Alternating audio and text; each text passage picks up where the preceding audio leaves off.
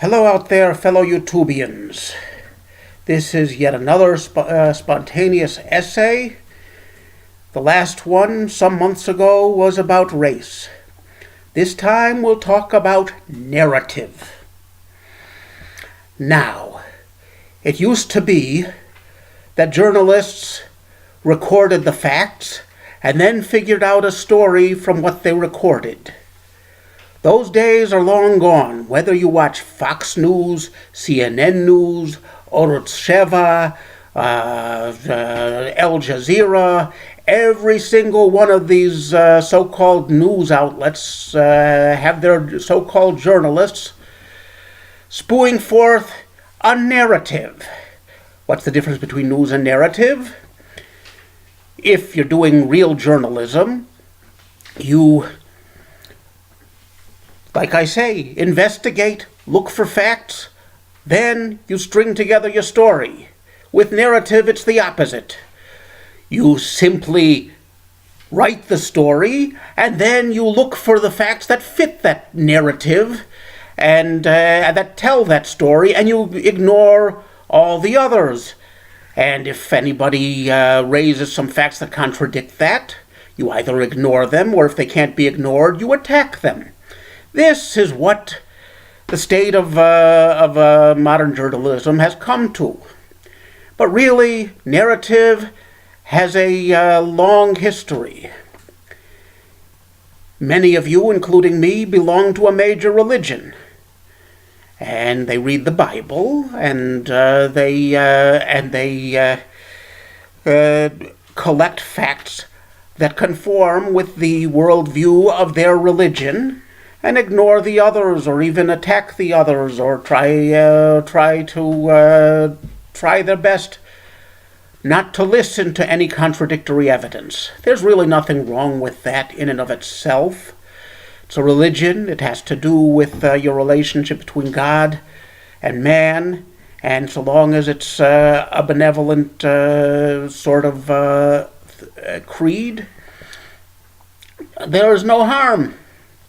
There are, however, modern-day religions, among them communism, Nazism, socialism, or liberalism, and that's where things get dicey. But since I don't know what your political affiliation is, or which of these dogmas and their narratives you conform to, let's go back to the Middle Ages. In the Middle Ages, the Roman Empire became converted to Christianity. And then it went into decline and collapsed. And the roads that they built were still there, but they were infested with brigands. The cities, as a result, didn't have commerce, and they went into ruin. This is what happens when an empire collapses. There's no laws, there's no law enforcement, and so people go to the nearest strongman. Unfortunately for the people of the early Middle Ages, having a Roman Empire was very comforting. You had an emperor. He was usually a pig, but at least he had an army, and he at least looked out for you and allowed you to live your life and conduct commerce and then take some extortionary taxes. And they had some gods who they got from the Greeks that were adversaries to man, but could be overcome. Bad weather, okay, it's caused by Zeus or something, and so you offer up a sacrifice to Zeus, and you fight like hell to keep your crops from being destroyed by the bad weather, and maybe you'll succeed. But without an empire and without laws, people became very discontent. Now, what came along about this time? A new religion called Christianity, which taught people that they might be miserable in this world, but if they were righteous and good, there would be a whole another world where everything would be hunky-dory, where they'd go around with harps and everything, and live forever in the shadow of the Lord. It was based on Judaism, but it was also repudiation of Judaism, because it became universal. Judaism is rather parochial. The Jews, they get the world to come. Righteous Gentiles get the world to come. But the Jews, they have first dibs, and they have to fulfill all sorts of very difficult commandments. Christianity taught that you had to believe in Jesus and you would be saved. Otherwise, even if you're Jewish, you'll go to hell and burn forever. I'm not a Christian, so I'm just paraphrasing according to how I understand it. But Jesus loved you, and even in this world you were comforted, and there was a brotherhood between Christians, and to the poor, disillusioned subjects of the Roman Empire, this was wonderful. Therefore, they bought into the paradigm of the Christian heaven and hell and the Christian faith, and to them it was absolute salvation, and they loved it. And anybody who did not, they concluded, had to be in league with the devil, of course. Why else would they deny Jesus? Anyway, this was the Middle Ages. People were rather simple back then. And these days, Christianity has become more sophisticated, but back then, it was as if the entire religion militated towards hating the Jews and the Saracens, and at least humiliating them and making them wear shameful badges, if not killing them outright. They also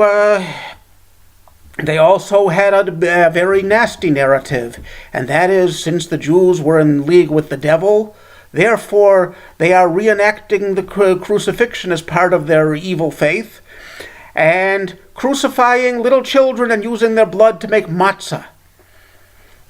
This was their narrative, and it led to mass expulsions, massacres, all sorts of death and destruction. And this was a very primal narrative.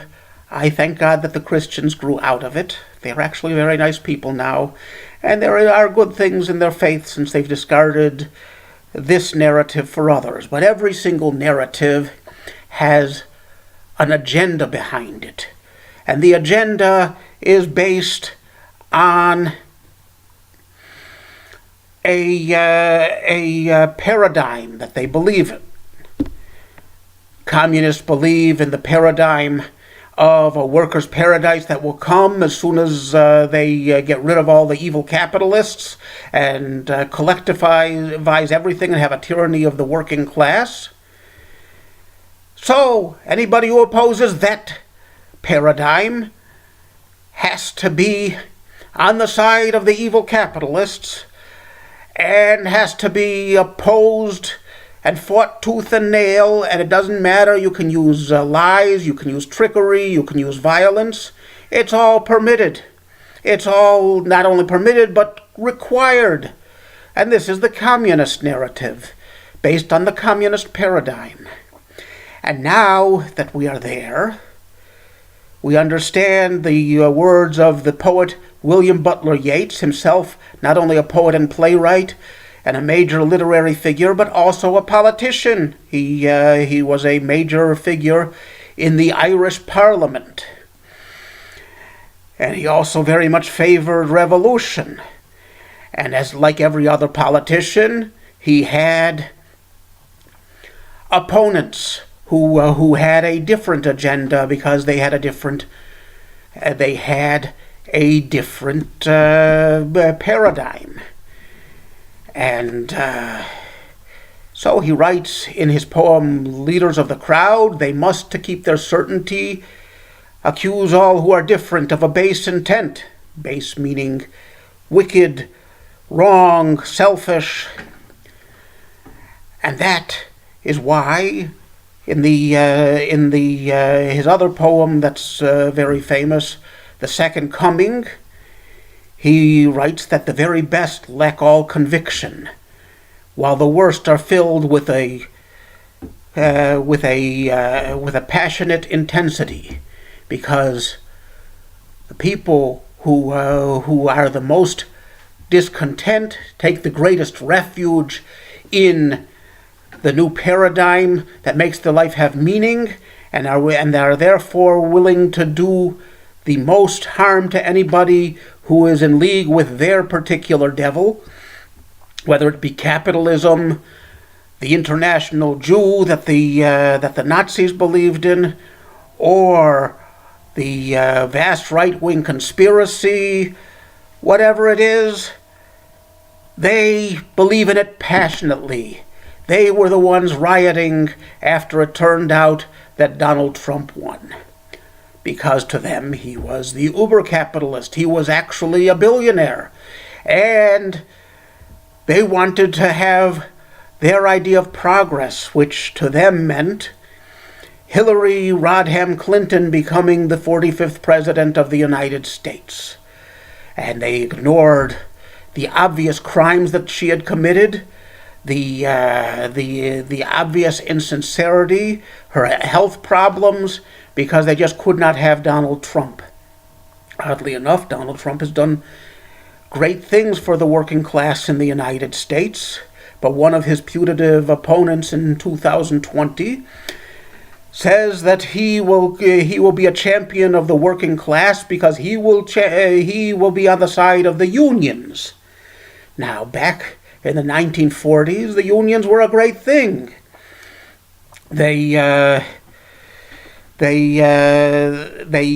stood up for working rights for workers, the right to organize, the right to demand higher pay, which is something that the philosopher Thelwall in the late 18th century advocated. He said that just as business owners have a right to combine to keep wages lower, workers have a right to combine to raise wages, and he was right. But the modern-day union has nothing to do with that. It's mostly government employees lobbying the government for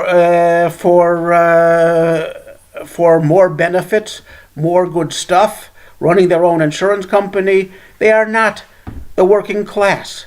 The working class has been royally screwed by all of the bad trade deals that were made that President Trump is now fixing, and as a result, jobs are coming back, and the people who are chronically unemployed because of these deals are now employed, and wages are going up. It's a good thing, but it doesn't fit the narrative of the left, which the very worst of them is filled with a passionate intensity, as Yeats says, because they believe in the narrative and the paradigm, and as Eric Hoffer, the philosopher, says, they feel that their life has been irreparably ruined, probably because they get a trust fund and don't feel useful in the world. Therefore, they have to make themselves useful, and the only way to make themselves useful is by having riots in the streets when things don't go their way, helping to stuff ballot boxes in Florida, and helping illegal aliens go across the border with Mexico. This, to them, is the great cause that will bring about the great paradise when there is no more nations, especially not the racist, evil United States. So that is their agenda, and they are filled with a passionate intensity. But the very best lack all convictions, as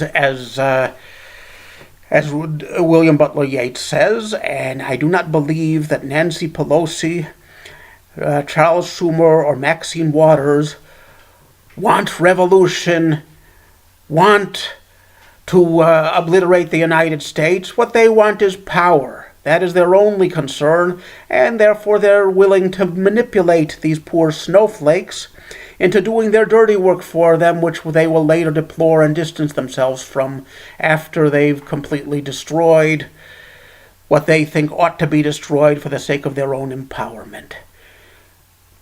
As you might guess, I am a Trumpist. Don't hold that against me, though, because I am talking to you about the roots of things. And there are Trumpists who fit this too, who are also filled with passionate intensity and who overlook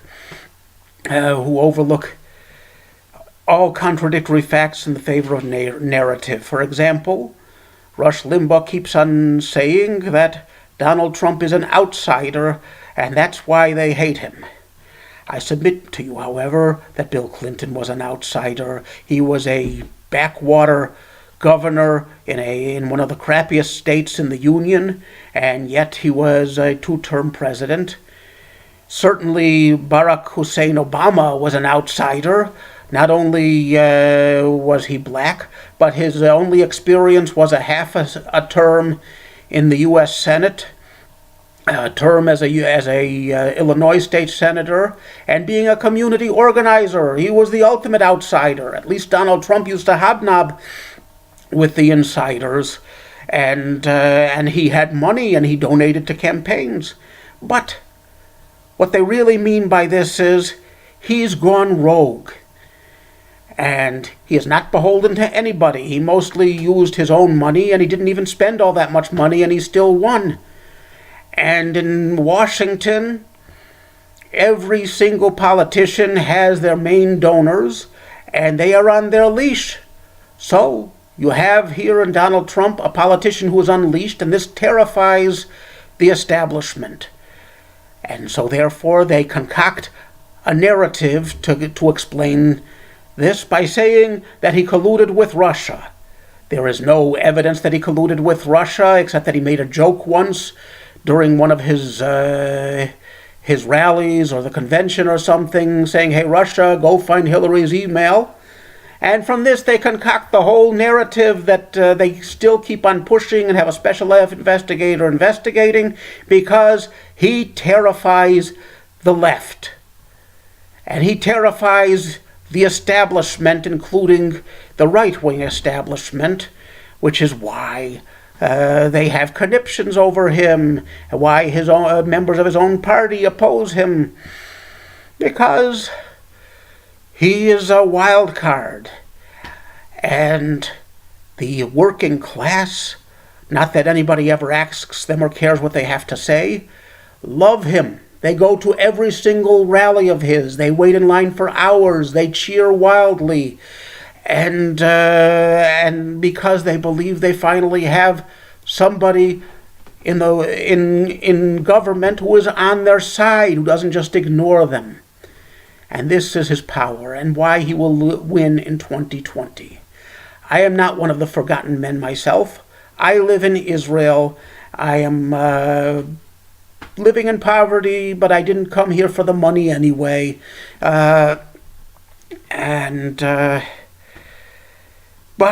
I see a great man, and I voted for him by absentee ballot in 2016, and I'm proud of it, and I will vote for him again in 2020. And I hope that the attempts at voter fraud that are going on right now make no further progress. They have to be stopped for the sake of the United States. I am an expatriate American, but I still love my country, and I still wish the best for it and do what I have to. After all, both the Clintons and Obama interfered in our election with the collusion of elements on the left, and I did not like that. And I kept out of politics back then. In 2016, I finally realized I didn't dare do that, because we could not afford to have here another left-wing president in the United States, because they are not on the side of the Israeli people. Whoever is in charge of the government, the nation of Israel, is a wonderful thing, I believe, both for Jews and Arabs, much as they might dislike to hear it. And Therefore, I am for Trump, but regardless of who is in the White House or in the Knesset and the Red House that we have here, I am virulently opposed to narrative. It is medieval, and the thinking behind it is medieval. We are good, therefore everybody else is bad, is a destructive thing, especially in a democracy. Thank you.